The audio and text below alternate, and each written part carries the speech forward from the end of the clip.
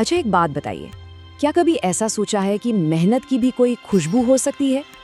आज हम एक ऐसी ही कहानी सुनेंगे जिसका नाम है कणाद के श्रम की सुगंध। सुनने में थोड़ा अजीब लगता है ना, कि मेहनत की, परिश्रम की भी कोई अपनी महक, कोई खुशबू हो सकती है भला? चलिए इसी सवाल का जवाब एक बहुत पुरानी कहानी में ढूंढते हैं। तो कहानी शुरू होती है एक मिस्ट्री से, एक रहस्य से, एक ऐसी मनमोहक खुशबू जो पूरे जंगल में तो फैली थी, पर वो आ कहाँ से रही थी ये किसी को पता नहीं चल रहा था। जरा सोच कर देखिए, एक सुबह जब महर्षि कणाद के शिष्य सोकर उठे तो उन्होंने महसूस किया कि अरे, जो जंगल कल तक एकदम सूखा और नॉर्मल सा था, आज वो एक मीठी प्यारी सी खुशबू से महक रहा है।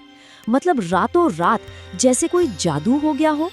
और मजे की बात तो ये है कि ये खुशबू इतनी अलग थी कि खुद महर्षि कणाद भी हैरान रह गए। उन्होंने अपने शिष्यों से पूछा, भाई इस ताज़ी लकड़ियों के जंगल में ये सुगंध आ कहाँ से रही है? मतलब साफ था कि ये कोई आम बात तो बिल्कुल नहीं थी। तो इस रहस्य को सुलझाने के लिए ना हमें थोड़ा टाइम में पीछे जाना होगा, ठीक एक दिन पहले। देखते हैं कि उस दिन आखिर हुआ क्या था। तो देखिए फर्क कितना बड़ा था। पहले दिन वो जगह सिर्फ काम करने की थी, सूखी बेजान सी, और अगले ही दिन वही जगह एक चमत्कार की तरह खुशबूदार और कमाल की बन गई थी।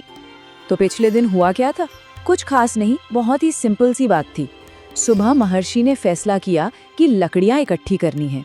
दोपहर में शिष्य जंगल में मेहनत करने लगे और शाम होते होते लकड़ियों का एक बड़ा सा ढेर लग गया। बस, कोई जादू नहीं, सिर्फ और सिर्फ मेहनत। तो चलिए अब कहानी के इन दोनों हिस्सों को जोड़ते हैं और उस पल पर पहुंचते हैं जहां इस रहस्य से पर्दा उठने वाला था।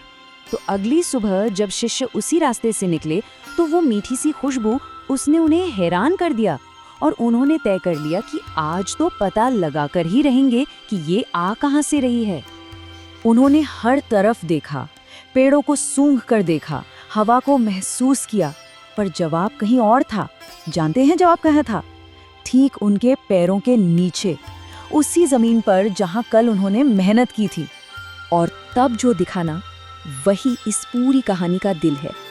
उन्होंने देखा कि जहां जहां उन्होंने काम किया था वहां खूबसूरत खुशबूदार फूल खिले हुए थे, और ये फूल सिर्फ उन्हीं जगहों पर थे जहां सबसे ज्यादा मेहनत हुई थी, सबसे ज्यादा पसीना बहा था। और फिर राज खुला, ये फूल ठीक वहीं उगे थे जहां कल काम करते हुए उनके पसीने की बूंदें उस सूखी धरती पर गिरी थी। तो जाहिर है ये कहानी सिर्फ फूलों की नहीं है, है ना? ये उस गहरे मतलब की है जो मेहनत अपने पीछे छोड़ जाती है। चलिए समझते हैं कि ये प्रयास की विरासत आखिर होती क्या है। तो श्रम की सुगंध का असली मतलब क्या हुआ? इसका सीधा सा मतलब है वो खूबसूरत और कीमती नतीजे जो ईमानदारी और लगन से किए गए काम से मिलते हैं।